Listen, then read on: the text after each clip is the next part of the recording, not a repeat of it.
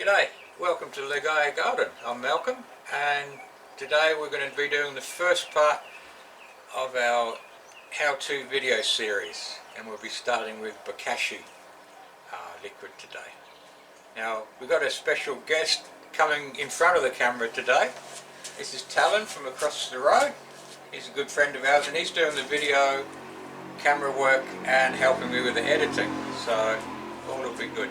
Hey guys, thanks for having me here.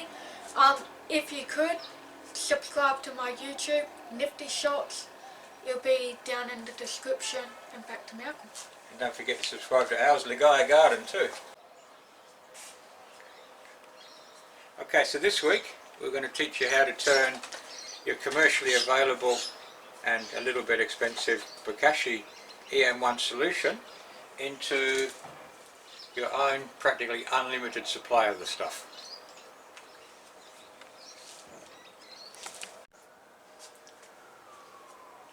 So what we're going to need is, of course, the EM1 solution and some water, molasses, about 20 mils of molasses. So when you buy your molasses, try and get an organic one, because sometimes the stuff you buy from the forest store has sulfur in it, and that works as a bit of an antibiotic for the horses that drink it, but it also works as an antibiotic for our bacteria here, so it could kill them. So just grab yourself any brand of organic molasses. Okay, so you need about 20 mils of molasses to make a litre of final solution. So we mix that with some water, rainwater of course, not tap water, because that's got stuff in that will kill our bacteria. And we can mix and mix and mix and mix, and we all know what molasses is like to mix in water. So we'll give this a thorough mix up here. And once it's mixed, it can go in with the rest of the water. Just give it a bit of a swoosh there. Alright. And then we can use about the same amount of microbe solution, which is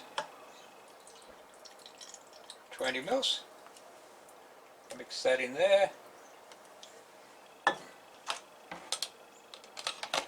Give that a thorough mixing.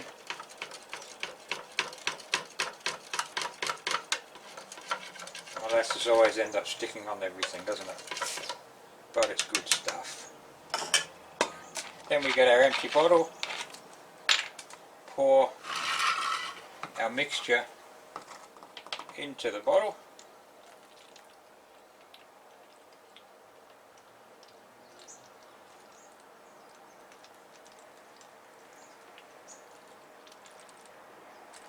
Slowly and carefully. Probably use a funnel for this. Then we just top up the bottle with more water just to the top. So rainwater, any kind of filtered water, just not tap water.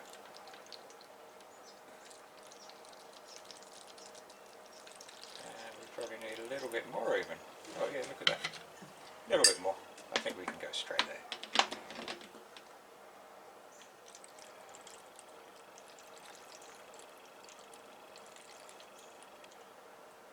Don't fill it right to the very top, because there's a little bit of a trick to this. Now what you do, before you put the lid on, squash the bottle a little bit, then put the lid on tightly. Because what will happen is the bacteria will start to eat the molasses and feed on that. They'll start to reproduce, start to do all kinds of good stuff, and produce carbon dioxide gas. And that will actually fill the bottle, and when it's ready, it'll pop out that little indentation that's there. So you'll know when this is straight and not indented, you know your mix is ready. You lose a little bit of colour here as well as the bacteria eat the molasses, and eventually you'll get something like this. A lighter colour, a few bubbles in there, no indentations in the side, and if we open that it'll probably hiss a little bit because of the pressure. That's it. So you put it inside somewhere warm for 3 days to a week or so, probably longer this time of year in Australia because it's cold, but you'll know when it's ready because of what we've just discussed. And then you just pop it into a spray bottle and use it as you would your normal Bokashi, and you can use some of this to make the next batch, and you have a practically unlimited supply.